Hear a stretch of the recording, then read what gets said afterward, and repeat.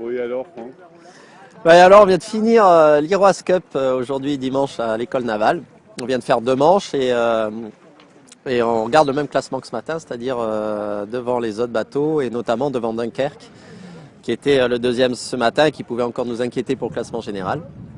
Donc on est content de terminer comme ça avec 2 belles manches aujourd'hui dans encore du vent assez soutenu dans la rade de Brest avec du courant. Ça a fait des très très belles manches entre nos 9 bateaux. On termine troisième et deuxième du jour.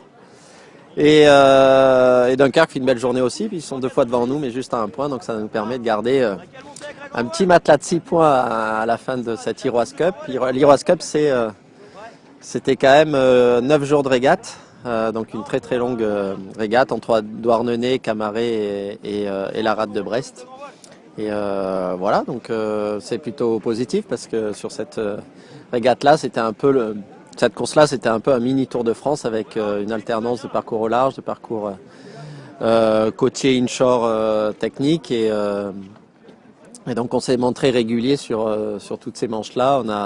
À part une manche où on termine 8e, on a toujours été dans les 3 premiers, je crois. Donc c'est vraiment positif. Il va falloir continuer comme ça pendant le Tour de France à la voile. Alors justement, c'est quoi le programme maintenant?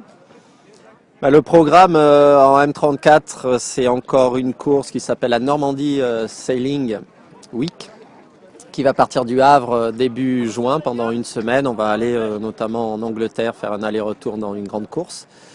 Et ça, c'est la dernière régate avant le Tour de France à la voile qui va commencer le 27 juin de Dunkerque. Bon, et visiblement, vu le niveau de la flotte, ça va être assez serré entre Dunkerque et pas loin, Sodebo aussi dans le coup. Ça match. Oui, le podium ici est exactement le même avec on a inversé les 2 premiers, le même que le Spi West France. On voit qu'il y a ces 3 bateaux-là qui sont régulièrement dans les bons coups.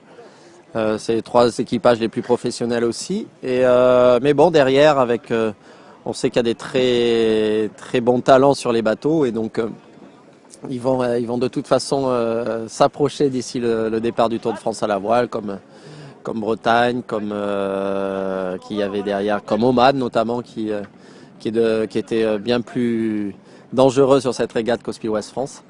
Donc ces bateaux-là joueront aussi la gagne au Tour de France. Donc ça fera de toute façon une belle densité sur l'avant de la flotte. Bon, et aujourd'hui, tu es un skipper heureux. Bah oui, mais quand on gagne, je suis plutôt content. Et l'équipage a l'air aussi heureux, donc moi ça me comble. Merci, Franck. Merci.